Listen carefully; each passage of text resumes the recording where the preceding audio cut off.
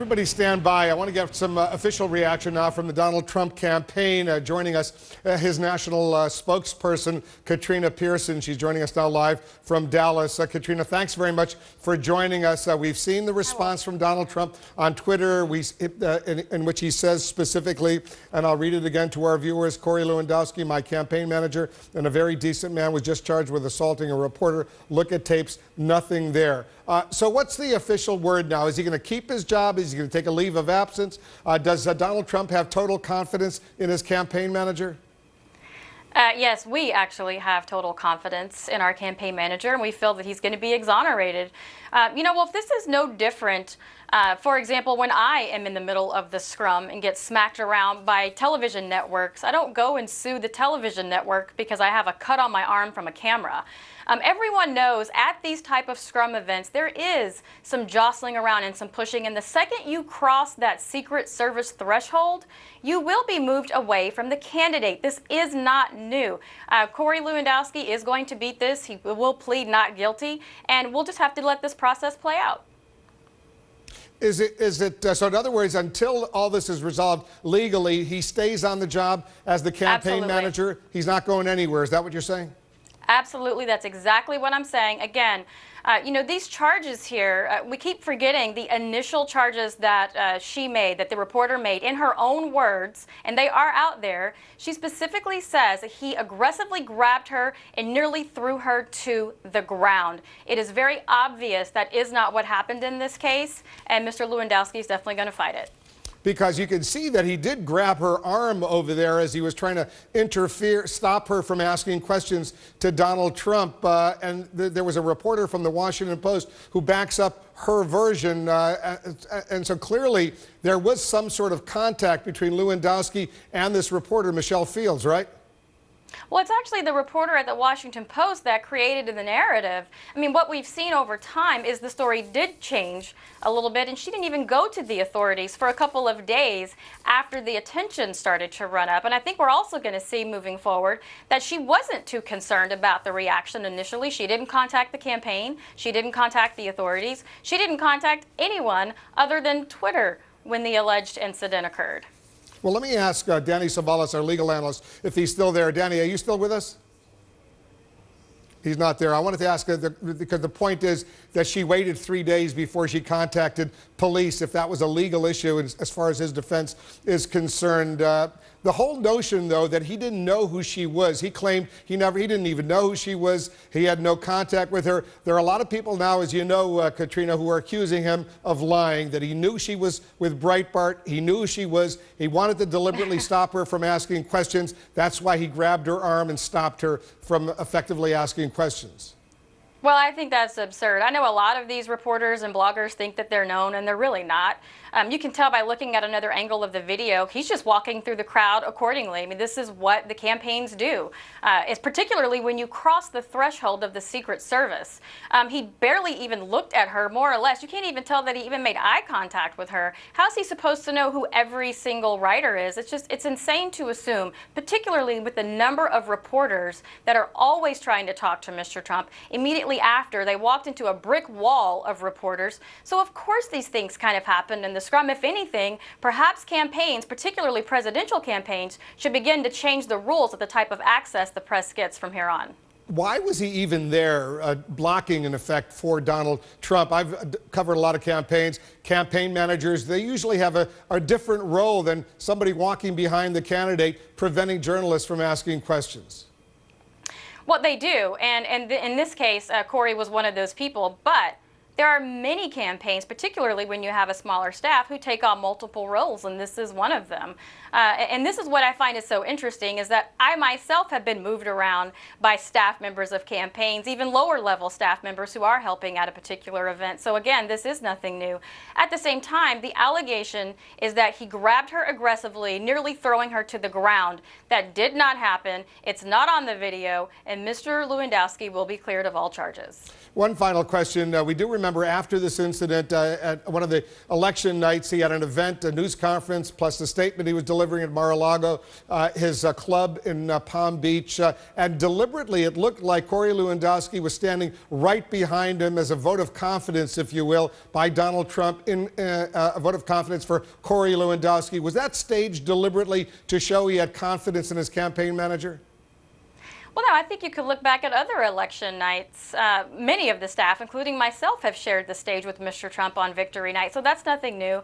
But it does fit into the narrative that the media has been trying to create around the campaign even. Everyone's been attacked on this campaign. So, you know, I do think that it's worth pointing out simply that these types of things are not uncommon to be jostled or moved or hit, whether it's by a campaign person or even a media person. Again, like I said, you can start suing networks now for slashing your arm with the camera, which happened in my case. This is absurd, it's ridiculous, and it will be beat. If it's not beat in early May when he appears in court, simple battery, misdemeanor charge, does he stay in the campaign or is he forced out? Absolutely, Mr. Lewandowski is an integral part of this team. The camp wholeheartedly supports him, and we'll see him through the entire ordeal. All right, Katrina, I'm going to ask you to stand by. We have more to discuss this hour. We're going to bring in representatives from the Cruz campaign, also from the Kasich campaign. Much more coming up. Will this charge against Donald Trump's campaign manager have any real impact on Trump's supporters? A week from today, a huge election, a primary in Wisconsin. We're going to get assessments from that. Also later this hour, the legal trouble facing Donald Trump's campaign manager is almost certain to come up during tonight's CNN Republican town hall. Corey Lewandowski is charged with simple battery, a misdemeanor stemming from a March incident involving a reporter. Michelle Fields accuses Lewandowski of grabbing her by the arm. For more on what to expect tonight, let's bring in our panel. Katrina Pearson is still with us. She's the national spokesperson for the Donald Trump campaign. Also joining us, Chad Sweet. He's the national chairman for the Cruz campaign. And Trent Duffy is a national communications advisor, spokesman for Kasich for America. Thanks to all of you once again for joining us. How's this going to play out, Chad, tonight as far as the town hall is concerned from the perspective of your candidate? Well, unfortunately, Wolf, this culture of physical abuse has become a part of the Trump campaign. It's set from the top of by the candidate. We've seen personal attacks, verbal attacks, and now physical attacks, which really have no place in the selection of the next president of the United States. So it's the hope of the Cruz campaign that this is not part of the discussion, that we can focus on the issues. Every time we spend time on these distractions, it's not helping us to secure the border or help Americans get jobs. And so we hope, again, CNN has done a good job in the past in helping stay focused on the issues. That's where we want to be. You want him out, Corey Lewandowski? You think Trump should fire him? No, I'm saying we're trying to say that we need to stay focused on the issues. That, again, every time we're spending a minute discussing these types of distractions, unfortunately, it is not helping us to secure the border, helping another American get a job or increase their take-home pay. Clearly, you want to move on. All right, Trent, what about you? What is John Kasich saying about all of this? Well, I think he's saying kind of what Chad said, which is that a campaign is reflective of the candidate's values and the way they conduct themselves. And the more we learn about Donald Trump and the more the way he's conducted his campaign, the reason his favorables are going way high into the negative, atmospheric is because this is happening. That's why he can't beat Hillary Clinton. And the more we learn about Donald Trump, the more this goes on, the more hopefully people are going to realize that he's not the right leader for our country and not the right leader for our party. But I agree totally with Chad. We need to get back to talking about how we're going to bring jobs back. And that's what John Kasich wants to do, how we need to bring America together, not completely divide and get into all this name-calling and mudslinging. All right, we're going to move on in a second. I'll get Katrina to respond to what the both of you just said. Go ahead, Katrina. You know, Chad said something that there was some sort of history or culture of physical abuse in the Trump campaign, and I find that interesting because everyone is innocent until proven guilty, or at least that's what I thought.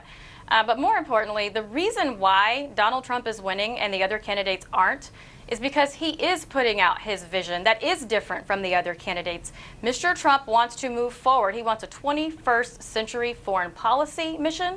He wants to stop illegal immigration, and he wants to move forward in the country with negotiations on trade, which does bring back jobs, which is exactly why Mr. Trump is winning and exactly why the other candidates have been trying to politicize every single allegation that comes out. That's the only thing that's happening here. And I'll say this again, Wolf. I'll say this again. What we have here is a situation where you have a candidate, an outsider candidate, an insurgent candidate that is winning all factions of the Republican Party, including independents and Democrats. There is an all-out effort to stop this campaign no matter what. All right, go ahead and respond.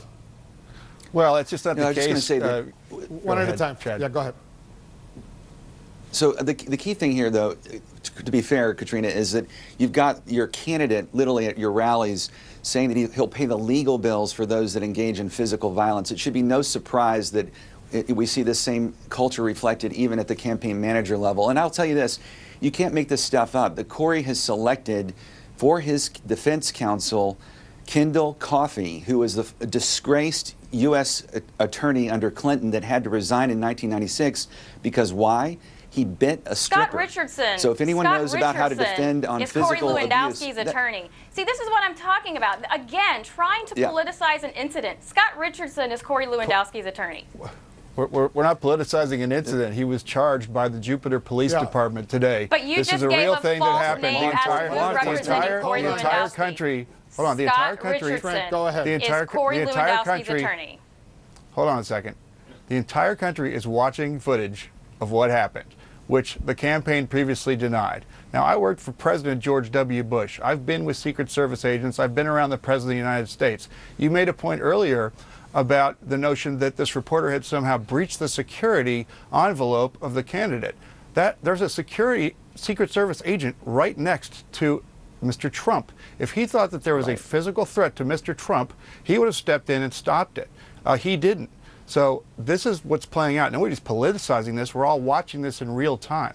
And campaigns do reflect the candidate. And for him, Mr. Trump, to disavow this and just to suggest this is all just a politicization is, part and parcel the way he's conducted his campaign. He is saying that, Katrina. We're not making this up. Take the allegation into that. consideration. No, take this allegation into consideration. She says she was aggressively grabbed, nearly thrown to the ground. That is the allegation. So this is a man who has four small children. There is a man that has 4 small children now having to face charges from this claim that he grabbed a woman, nearly throwing her to the ground in a press scrum. That is absolutely absurd. And you working on a campaign, you know it too. Our campaign doesn't throw reporters to the ground, Katrina. Right. Well, nobody's running up to your campaign trying to ask questions either, breaching a Secret Service is focused on their job. Right. I just want to point out, Katrina, the statement released by Mr. Lewandowski, he said he is represented, as you point out, by Scott Richardson of the law office of Scott N. Richardson, PA of West Palm Beach. But the statement then goes on to say he's also represented by Kendall Coffey of Coffey Burlington in Miami. So clearly he has both of these attorneys representing him, Katrina. I don't know if you're familiar with the statement that the campaign released. Yes, Scott Richardson is his lead counsel, yes. The lead counsel, but Kendall Coffey is also involved, part of the legal team. Oh, I'm sure there's probably a lot of attorneys that are involved. I'm sure there are probably a lot of attorneys, which is pretty interesting for a campaign for president to have attorneys and hire legal eagles to defend a staffer on a battery charge. That's astounding. But what's interesting, well, in this campaign, it's not really astounding since the entire campaign that's has a been good point, Katrina.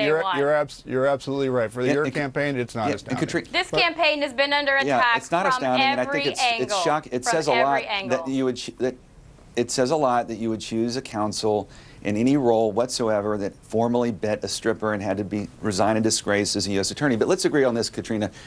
Let's agree that you and we and the Kasich campaign all want to come back to focusing on what matters, which is how are we going to help Americans get jobs, increase take-home pay, how are we going to actually increase freedom and, at the end of the day, security? And so that's what Senator Cruz is going to focus on tonight. And Wolf, perhaps we could get into what are the issues in the CNN town hall that you think that CNN is going to want to focus on, so we can give our solutions that our candidates are prepared to provide. And I think Anderson Cooper and the voters in Wisconsin tonight, each candidate will have basically an hour starting 8 p.m. to 9 p.m., 10 p.m., 3 hours for this town hall, and I assume almost all of it will be, as all three of your campaigns want, the most serious issues, domestic national security, facing the American people right now. So a week from today, when the voters in Wisconsin go and vote in the primary, they'll have a good chance, a better appreciation of these three remaining Republican presidential candidates. We're going to leave it on that note right now. Once again, 8 p.m. Eastern, the town hall begins. I think it's going to be really important. Thanks to all three of you for joining us. Thank you, Wolf. Thank you, Wolf. Up next, the debate